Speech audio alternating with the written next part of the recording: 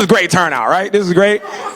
I'm sorry, this is a merch hat. This has been a phenomenal there's too much food here. It's too much food. The moment you come to the Veg Fest, now you don't want it. Now you full. Now can't never find no food for us to eat. Now you got 50 million different vendors here, and everything's phenomenal. Everything's really good.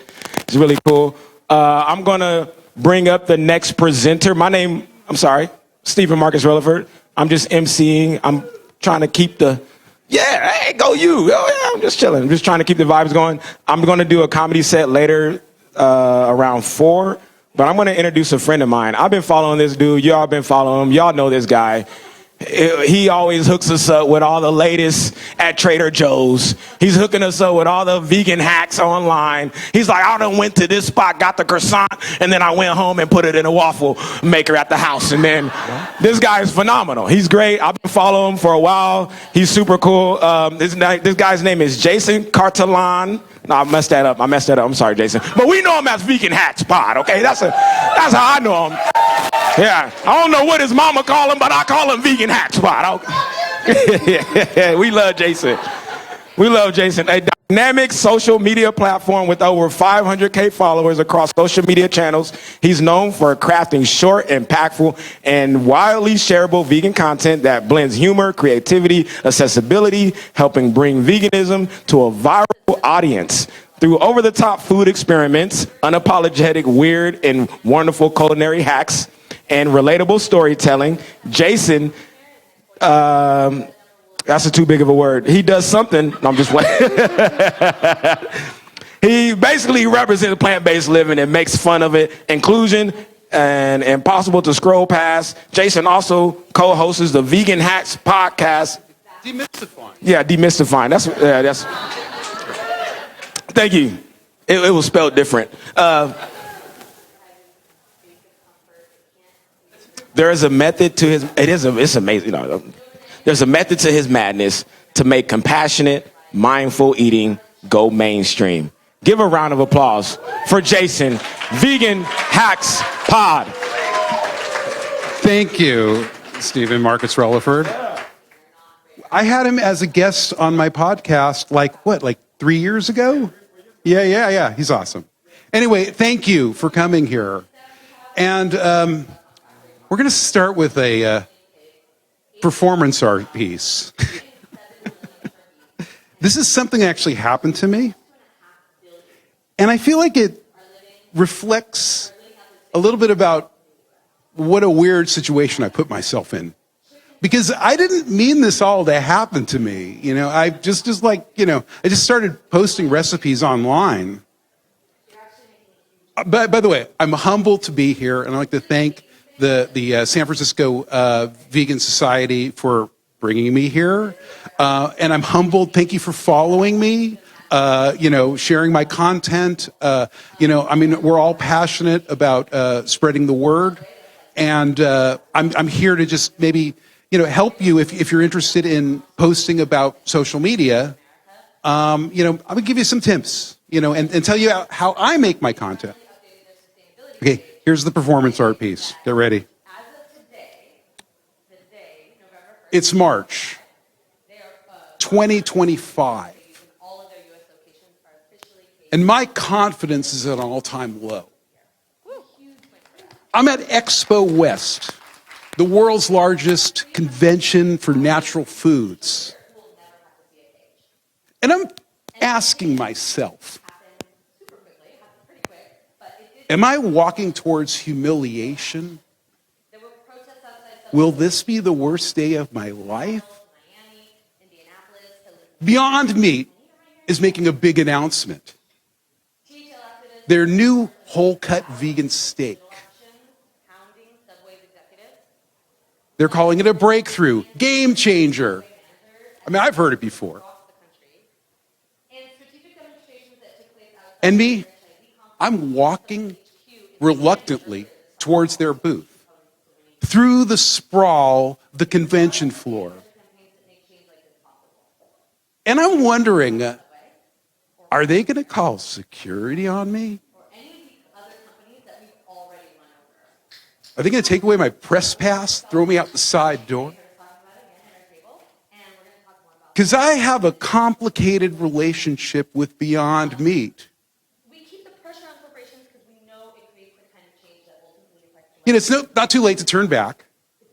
You know, and I have no idea what's going to happen. You know, I've been critical of Beyond Meat in the past and what they've put out in the marketplace, like that vegan beef jerky that was inedible. Or they keep on saying, we improved this, you know, the vegan meat, and it tastes worse. And I've also talked about Beyond Meat and their business dealings. And like, how do you get over $1 billion in debt? I mean, somebody's got to say it. But right now, I'm walking to their party, their spotlight. I brush past some, you know, young influencers.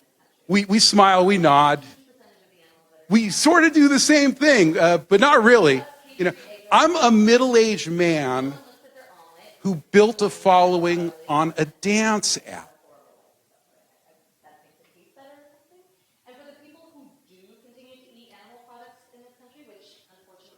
So I veer away from them just in case, because, you know, I mean, if I get, you know, thrown out by security, and I don't want to drag anyone down with me or anyone to witness this. And I was just thinking, how did I get here? Why does this feel like dread? It started innocently. I just wanted to share vegan recipes online. And things got complicated.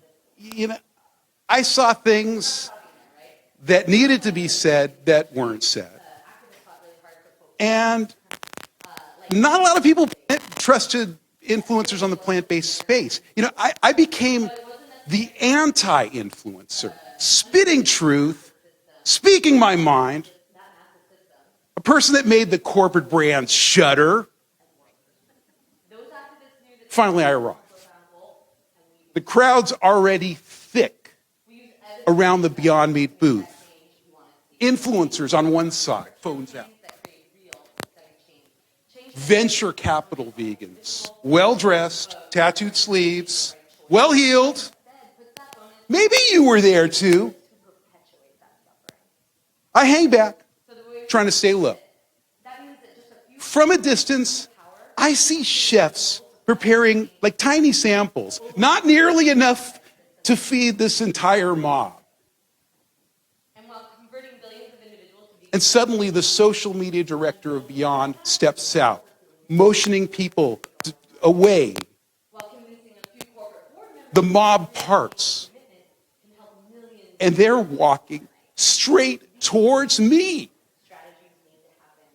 I'm confused. People step back. The camera sets up. And then I hear,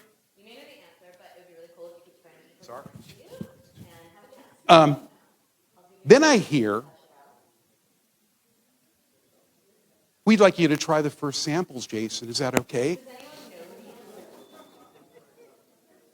And can we get that on camera? Honestly, I thought they were going to throw me out, not hand me a fork. You know, I never played the game. I just started posting recipes online. And I probably said too much. But somehow, that's why I'm here at the World Vegan Fest. So anyway, that's the first part. I was like, I didn't want to I wrote that and I wanted to perform it, kind of. This is the more casual part of so basically I'm going to talk about social media. My name is Jason. I come from a creative family. My father was a well-known character actor. You might have seen him in the original Planet of the Apes. He was Julius, Keeper of the Cages. He beat it. Yes, this is the cigar-smoking ape. My name is Jason Kartalian. My father's was Buck Kartalian, and he smoked a cigar. He beat up Charlton Heston, and also he was in Cool Hand Luke and Outlaw Josie Wales, and Friends and bunch of different TV shows. But I've always been behind the camera. I've never been in front of the camera. It was not my objective to be a face or someone that people recognize. I don't know, whatever, C minus vegan celebrity type person or whatever. But during COVID, I was extremely bored. I had all these film projects, because I'm a filmmaker, that were just like, they all stalled. And I've been vegan for 15 years, so I just started posting some simple recipes. Also, too, I chose TikTok because I felt like that was a platform where there was a lot of young people that didn't know, like, the basics.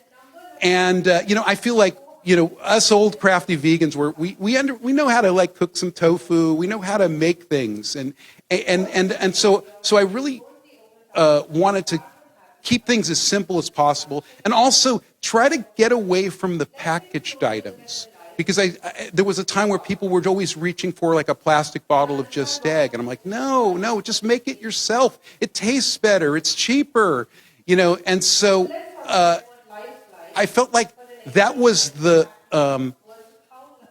impetus of me just sharing. And I thought, oh yeah, I'll share my recipe. Maybe 50 people learn like a cool recipe. But things kind of got out of hand with a recipe that was vegan deviled eggs, and I don't know if sometimes I bring it back a lot. It's a very simple recipe. You basically go to the market and you find like small potatoes that look like eggs.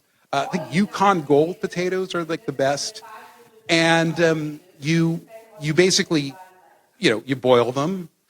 Cut them in half. You scoop out the place where the yolk should be, and then you make a simple like mashed potato mix with like vegan sour cream, some vegan butter, maybe some turmeric for color. Add some black salt to give it an eggy flavor. It was a simple recipe, but visually you make them look just like deviled eggs. You pipe the potato mixture in. And it was interesting because I remember posting that video and saying, oh, okay, go on to the next one. And then I realized that my phone was blowing. And I kept on getting notifications. And I would clear the notifications, and those notifications would pop back up. And I would clear the note, and I would clear it, and it would just keep on popping up. I'm like, what's wrong? Is there like a bug in the system? And that was like the first time I feel like my videos, that video particularly went what we would call viral. I mean, everyone used that term viral. I would say that if a video gets over 1 million views, it's a viral video. And that video got maybe 5 million views. And honestly, most people, it was pure hate. There were, people were like, you vegans are so delusional. Those aren't eggs. Eat a real egg. But also there were people that were excited about the recipe, and it was such a simple recipe. And then I noticed, with the notifications came followers, and then I looked. That one video gained me like 20,000 followers on TikTok, and I'm like, okay. Now there's expectations. Now I have to start like taking this a little more seriously. It's not just simple recipes or me, doing my thing, but it's actually I have a responsibility to an audience. And that's sort of how things got out of hand. The other interesting thing was, since I started on TikTok, I was afraid to show my face. And so basically I just showed my hands and my voice. So I don't know if there's people that follow me back in the old days, but I never showed my face. And there was always this conjecture, like, who is this guy? And they thought I was like some young guy or some, I don't know, maybe that's, Ryan Gosling making vegan food. But I realized that I needed to show who I was as an example, because I'm a middle-aged guy, And I need to show them that vegans come in every type, every ethnicity, every age. And so I went ahead and made sure that there was a time when I showed my face. I don't show it like, I know there's a lot of vegan influencers that are like, they're preening and doing that. I show just a little, just a little piece of what I, little shot. Yeah, it's me making it. And then maybe me, shoving it in my gourd. But it was a major issue for me to finally go ahead and show my face, but I knew it was important to show myself as an example. Anyway, I wanted to talk a little bit about the types of recipes that I post. And it actually comes from a list that I made. Okay, so and again, vegan food is everything. It's not just healthy food. It could be junk food. It could be anything. So that's the other thing too. Is like I wanted to encompass everything of the vegan experience, and not just I don't know. There's people that say stay away from soy or all this stuff. So I basically my main concern is simplified vegan recipes, and I was doing a point where I was doing vegan eggs, and I was thinking like, how few ingredients can I use to make a vegan egg?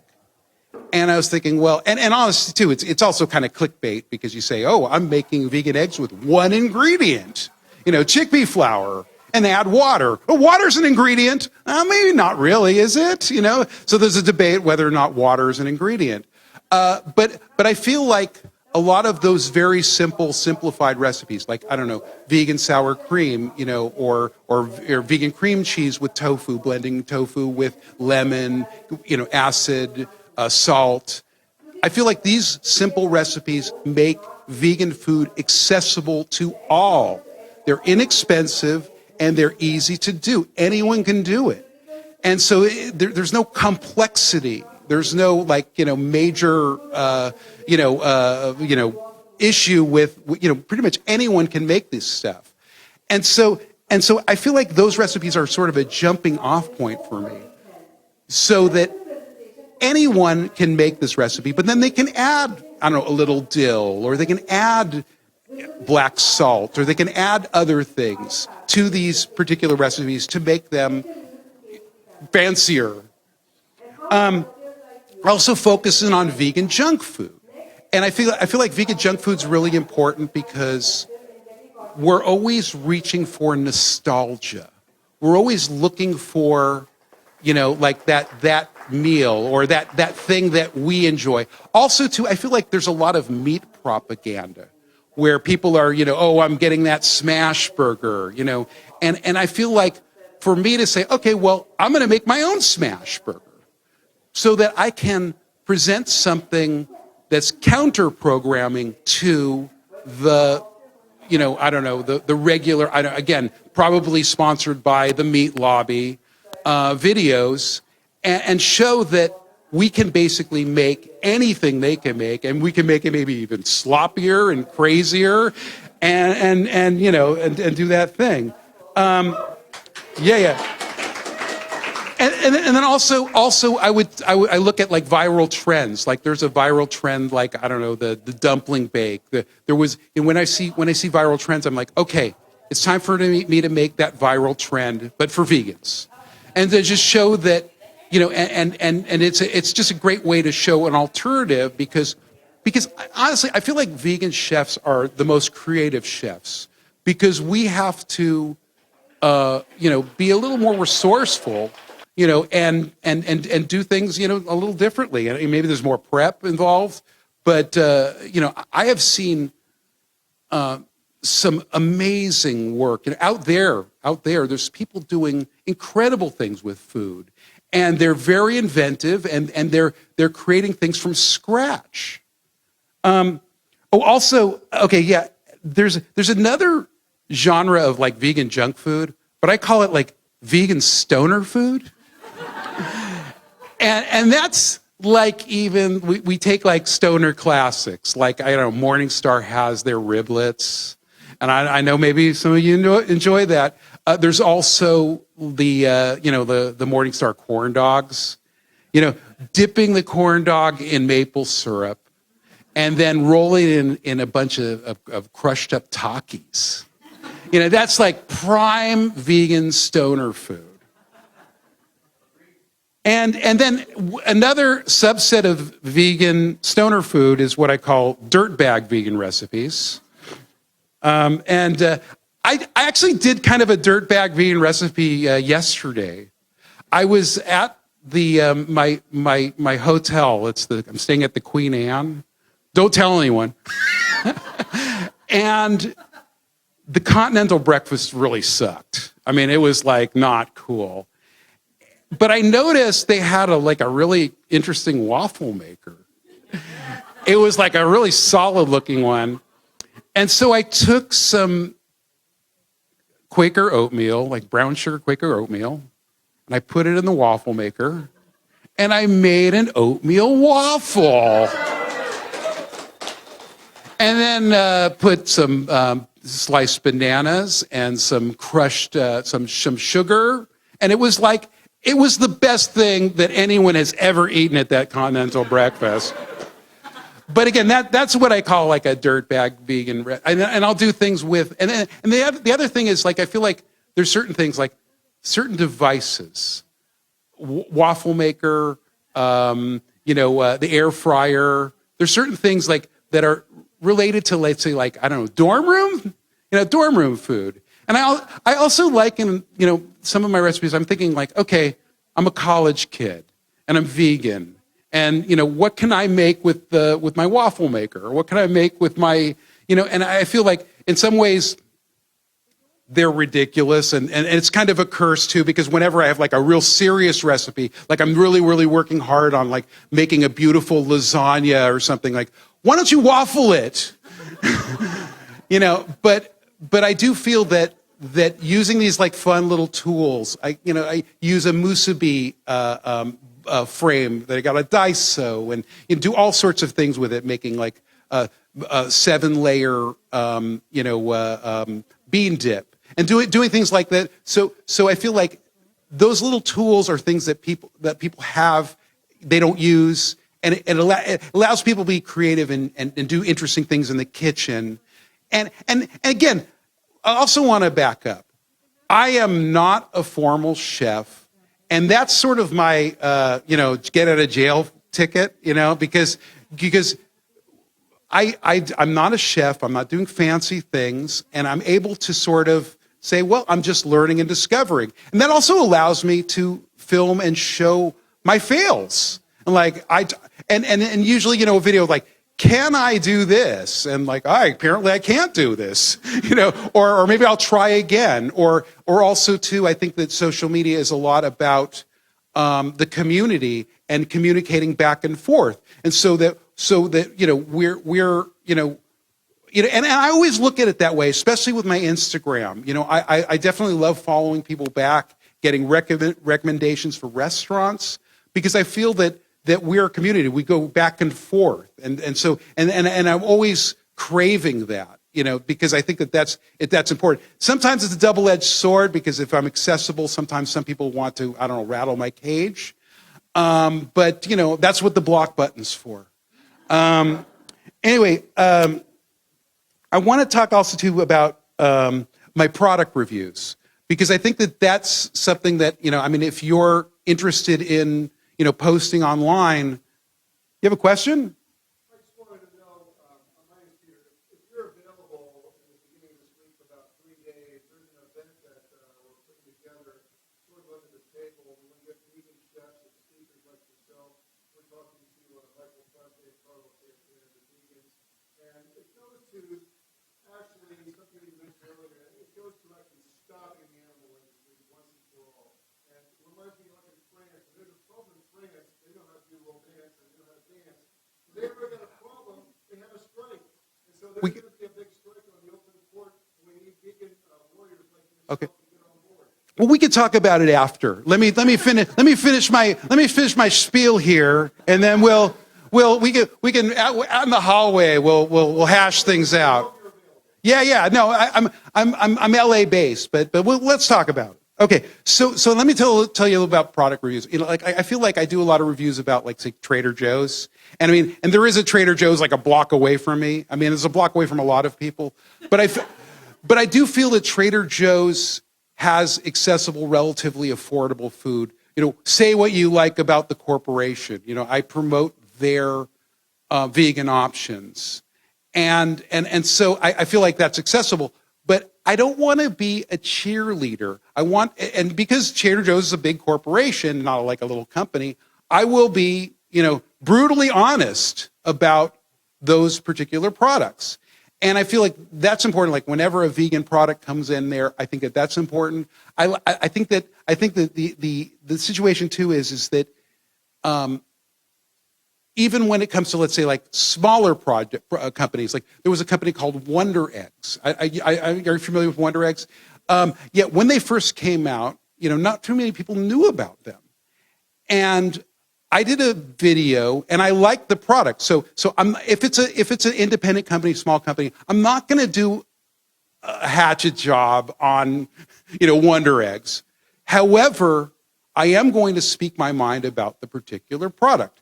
And so the thing that I did, the thing that bothered me a little bit about the product, I thought it was a breakthrough product. If you're into hard-boiled eggs and you want, vegan eggs, and I thought it was a very interesting, good-tasting product. I thought it was overpackaged and too expensive. And so I made sure that in my review that was part of it.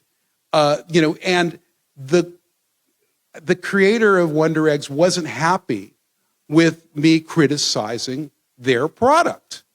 However, the video got 3 million views, and everyone knew about their product. So regardless of whether or not I'm being critical about the product or not, the message is Wonder Eggs exists. And so I think that's, I always try to find redeeming qualities, in these products, but I'll also, up to screen. But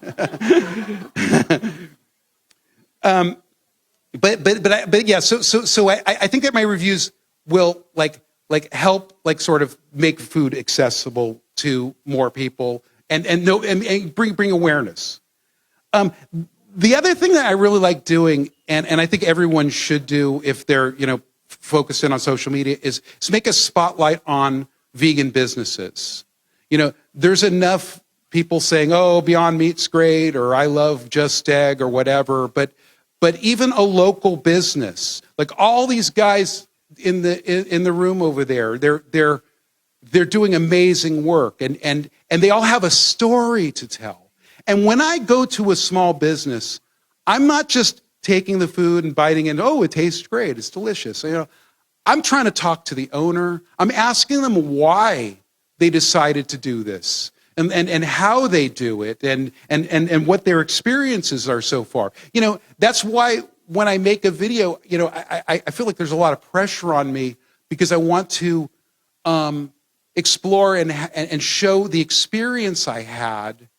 And if I had a great experience, or if someone learned from their parents, I want to make sure that the vibe that I got from this particular, purveyor, product maker, pop-up restaurant, that vibe is spread and pushed out there. Let me see. Oh, also, I do videos that are, where I just talk straight to the camera. I call those town square posts. And the reason I do that is I feel like it's important that the vegan consumer understands where their money is going. Okay, so for example, let's say a Bay Area, legend, Hodo Foods, was recently purchased by Calbee, which is a shrimp chip company. And so I had to, I have to, and that's a trend, like when we buy Follow Your Heart cheese, the parent company is Dannon, a company that profits off animal agriculture. When we, I mean, recently there was this interview. It's so funny. This interview was very, very obscure. It was like, they only had 100 views on YouTube, but it was with the CEO of Impossible Meat, Peter McGinnis. And I saw this, and I watched, because I'm a total nerd about this, I watched the entire interview, and he was talking about how he was very interested in putting beef, cow meat, mixed with Impossible Meat. And so what I made sure to do is to make a report, because even if it's like in an article, and let's say, I don't know, Veg News or something, that's not going to get the views or the impact of me going on there, talking about it. And then what happened was a lot of other influencers who were more on the animal agriculture side picked up that and went ahead and amplified that message, because we have to be aware that these large corporations are not after our best interest. But, we can use them, we can try them, we can enjoy them, but, we have to make that choice for our own and not necessarily, but my job is to not tell people, don't do this. My job is to give people information for them to make the decision. And I feel like that's the strongest way to advocate for, more enlightened choices. Okay, and then also let's talk about storytelling. Okay, so when you're making a video, I think what's important is telling an interesting, compelling story. Now, I do all sorts of things. I used to work in infomercials, and I used my infomercial, I don't know, the education infomercials to create, really cool vegan propaganda. And it's a hook, some like really exciting visual and hook, a question, can I do this? I'm drawing a blank right now, but usually it's an exciting hook. Just see my videos. You'll see. Everything is exciting hook. There's an interesting visual component, and then I tell a story. And I think that's the best way to give people something that's not just shock value, and it makes people want to follow you because they want to see more stories. They like going on a journey, a beginning, middle, and end. And so when I create content, I try to tell a story. The first thing I do is I have an idea. The second thing I do is I shoot. And I shoot everything. And it's so funny, the camera eats first. That's like a curse. Everyone says, oh, it'd be great to hang out with you, and have vegan food. Maybe not, because I'm with my camera, like I'm looking at the sun, trying to shoot vegan food. But I get the video down, and then I write a script, okay? And I write the script so it's a complete script. And then I do the voiceover. And then I cut images to that. And so and then I post on all the platforms, and then you guys get to see it. That's sort of the steps that I generally do. Sometimes it's a little different, sometimes it's documentary, but most of the time, that's the comfortable workflow that I like to do. And it's something that's very effective, and it helps you, every step helps you create, cool content. So anyway, let me go ahead, because we have like 15 minutes left. I'm going to open it up. Questions about what I do? Anything? Do you have any questions, comments, concerns? Okay, go ahead. Oh, Anita, I was in Japan. So are you from Osaka? Yeah. Oh, wow. Yeah, no, I did a collab in Japan, which is so wild. The other thing too is like it's so weird being a middle-aged guy, and then there's all these young people, and I'm like, hey, I mean, it's almost like because I have a daughter that's teenage, so it's almost like it's just kind of a paternal thing, and it kind of works out well. But also I think that the fact that I'm different is my superpower.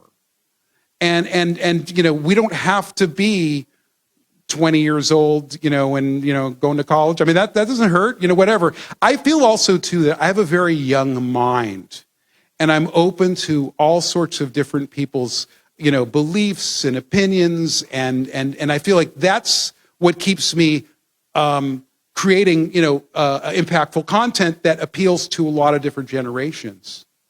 Okay. No, Paul, I have it. I have it. So did you have it?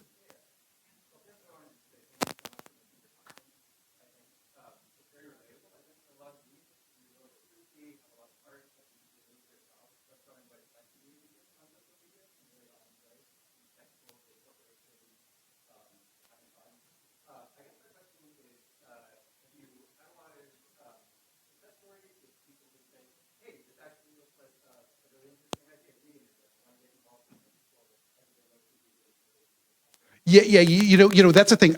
I feel like I do viral content, and a lot of people that follow me are not vegan, but they're just into the story, and I think that that's a great step. I mean, I didn't really talk about my vegan journey here. I mean, it would take a lot longer, but there was I had a reluctance to being vegan because I had preconceived notions of what vegan was. And I feel like if you can create relatable content that's non-judgmental, it's a nice on-ramp to incorporate plant-based recipes into your diet, then go into veganism. So I know people have said that I've helped them go vegan, and I appreciate that. I know that everyone has their own journey. I didn't go vegan until I was in my 40s. I'm 59 now. I did flirt a lot with vegetarianism, and I stopped eating meat when I was 19. But cutting dairy, and then also that some kind of block to say that I was vegan was something that was silly, but something that the step that I made. Once I made it and it was fine. And then hopefully, yeah, we can, right now it's pretty dark times, the way the political situation is, the way there's a lot of things we cannot control. But something we can control is we can make cool content and inspire people online. And that's something we can do. And I feel less helpless about our situation when I'm creating content and people are excited about it. And I do the best I can to break out of the echo chamber, even though I'm in the echo chamber right now. Is there anything? Yeah, go ahead. Yeah. Yeah, they don't want to deal with me. No, actually, I mean, I've done some partnerships. I had a partnership with Tabasco, and I've done some of that work. I have other businesses that don't rely on this. I mean, I make some, I make some like TikTok pays me for my views, and then I think Facebook pays me for my views, but it's not. I'm in it for the long haul. I'm in it for the love of the game. And I think that's it shows in my content. I'll go after any most creators aren't going to go after Beyond Meat. Go after. Some people get angry at me for going after Beyond Meat. Talking. Why talk bad about a vegan company? I'm like, they're a for-profit company and they're on the stock market. I don't know. I mean. Yes.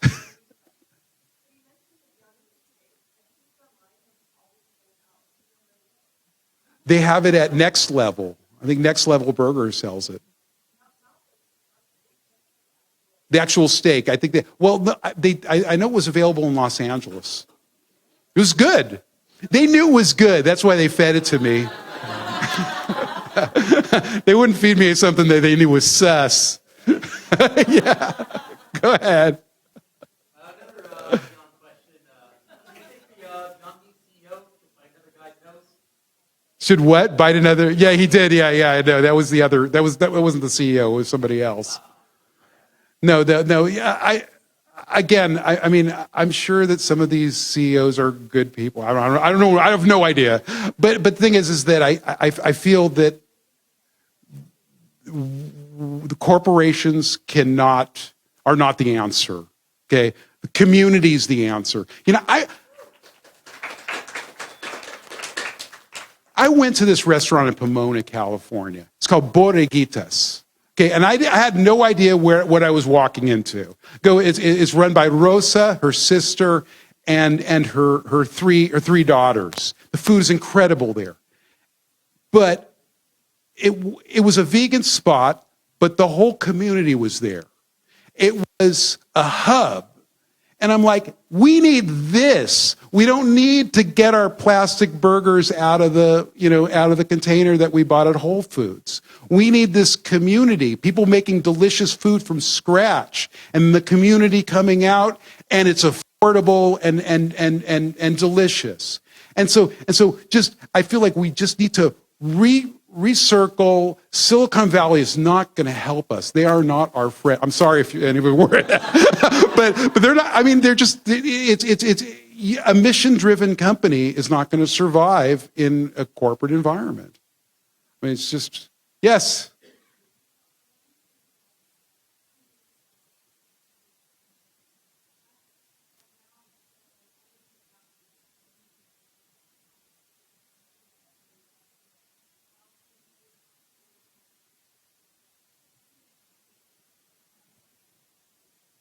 Yeah, I walk a tightrope. I mean, obviously, I'm in I'm in the vegan echo chamber right now.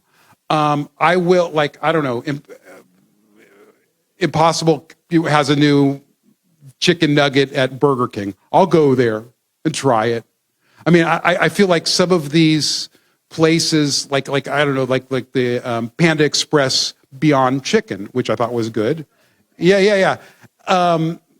Yeah, rest in peace. That's sort of a dirtbag vegan thing. But that particular thing is something that I feel is something that universally is accessible. But be all end all, we need to focus on community, especially us leaders, us people that that move the needle. But yeah, I'll go to Panda Express. I'll do all of these things because I think that they're like important watershed moments for plant-based food. And obviously, I'm sure if you know familiar with my content, you've seen that I do that. Anyway, how much time do we have? Are we almost there, or is it over? Oh, it's almost over. And one last question. Yes, go ahead.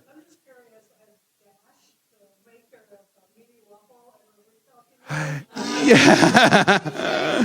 They're scared of vegans. So anyway, I appreciate all of you. If you, again, this is like weird for me, but I know that some of you might want to take pictures with me, like a Mickey Mouse. I'll go out in the hallway and you can take pictures or whatever, here or whatever. We'll get our pictures taken and then do our thing. But again, I appreciate all of you. Thanks for sticking with me. And I didn't die. Thank you.